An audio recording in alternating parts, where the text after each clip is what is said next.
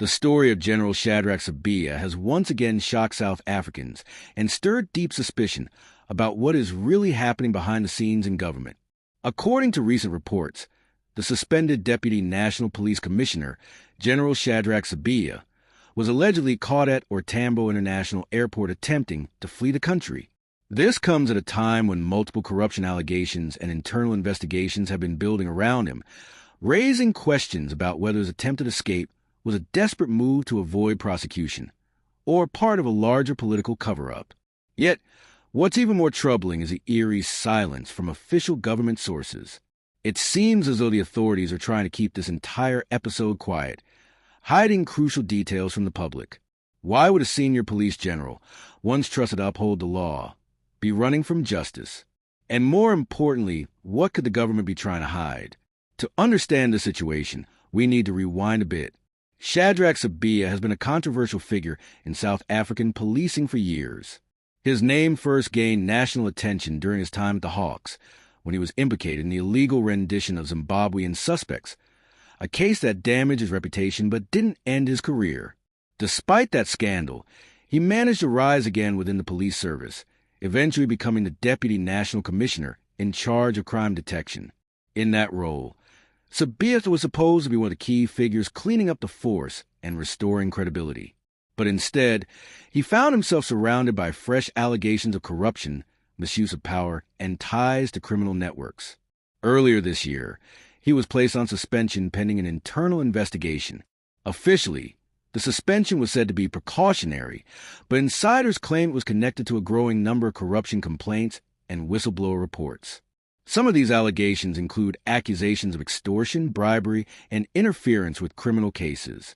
There are also whispers that he was involved in questionable dealings with certain politically connected businessmen, and that he may have used his influence to protect people under investigation.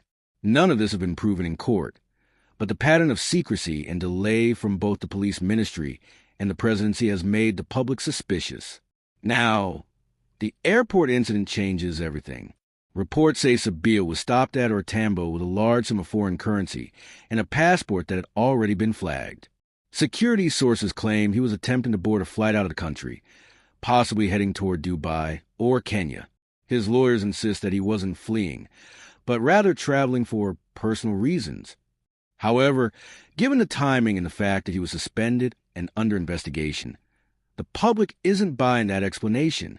What makes this even more concerning is the government's response, or lack thereof. Normally, an incident involving such a high-ranking police officer will be addressed quickly through an official press conference or statement. Instead, there has been silence. Newsrooms that tried to get confirmation from the police ministry were either told no comment or referred to the National Prosecuting Authority, which also refused to clarify whether an arrest warrant had been issued. This level of secrecy has led many to believe that there's a coordinated effort to contain the story and manage public perception. Some political analysts believe Sibiya's situation might be linked to a bigger internal power struggle within the South African Police Service and the Ministry of Police. His suspension reportedly followed disputes with other senior officers and political figures, including those close to the minister. There are also reports suggesting that Sibiya had information about certain top officials involved in illegal procurement deals and misuse of state resources. If true, that would mean his attempted escape might not just have been an act of guilt, but possibly a move for survival. Let's also not forget the broader picture. South Africa has been rocked by multiple corruption scandals in recent years, from the State Capture Commission revelations to ongoing accusations against various government departments. The police service, which is supposed to protect citizens and uphold the law, has repeatedly been caught up in these political games. Many ordinary South Africans feel that the rot runs deep and that accountability exists only for those without political protection. Sibiya's story seems to fit this disturbing pattern, where high-ranking officials operate above the law until their internal power networks collapse. At the same time, there are those who argue that Sibiya may be a scapegoat. They point out that during his time in office, he pushed for investigations that angered powerful individuals. By suspending him and now keeping his alleged escape attempt quiet, the system might be protecting others while making the fall guy It wouldn't be the first time a senior official was silenced or framed to keep damaging secrets from reaching the public.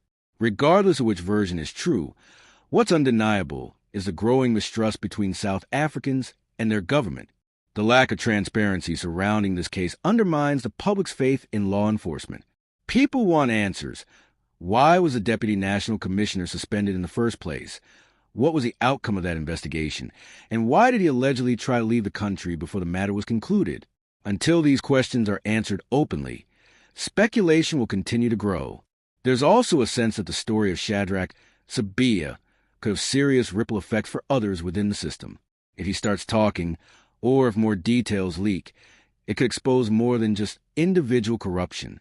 It could reveal how far the network of criminal and political protection extends within the state. It might even reach figures at ministerial level or beyond. And that's exactly why many believe this incident is being buried quietly. Looking ahead, the situation could go one of two ways. Either the government eventually comes clean, allowing a full investigation and public disclosure, or they continue to suppress information and hope the public forgets. But in today's connected world, it's almost impossible to hide such high-profile events forever. South Africans deserve to know the truth about who's running their police service, and whether those sworn to protect them are actually protecting themselves. In the coming weeks, the public will be watching closely to see if any new information surfaces, or Sibiya himself speaks out. If the allegations are true, his downfall could trigger one of the biggest corruption cleanups in the police service's history. But if he's being targeted unfairly, then his case could reveal the dangerous depth of internal politics in South Africa's security agencies. Either way, this story is far from over. What do you think is really happening behind the scenes? Was Shadrack Sibiya trying to escape justice, or escaping something much bigger and more dangerous than the public knows? Share your thoughts below in the comments, and let's talk about it. Don't forget to like this video, subscribe to the channel for more deep political analysis, and turn on notifications so you don't miss the next update. South Africa is changing fast, and together we'll keep uncovering the truth, one story at a time.